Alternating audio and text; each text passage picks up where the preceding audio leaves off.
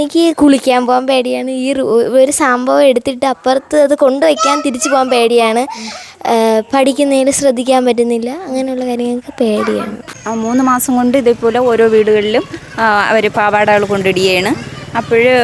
അതായത് സ്ത്രീകൾ മാത്രം ഉള്ളതും പെൺകുട്ടികളുള്ള വീടും കേന്ദ്രീകരിച്ചാണ് അവർ ഇതുപോലെ പാവാടകൾ കൊണ്ടിടുന്നത്. നമ്മളിവിടെ രാത്രി നിന്നപ്പോൾ നമ്മുടെ അടുത്ത് വന്ന് പോലീസ് കാര്യങ്ങളൊക്കെ ചോദിച്ചു. അതിനുശേഷം പിന്നെ ഒരു പോലീസ് വരെയാവട്ടെ ഒരു കാര്യം തിരക്കിയാവട്ടെ ഒന്നും ഇതുവരെയും ചെയ്തിട്ടില്ല.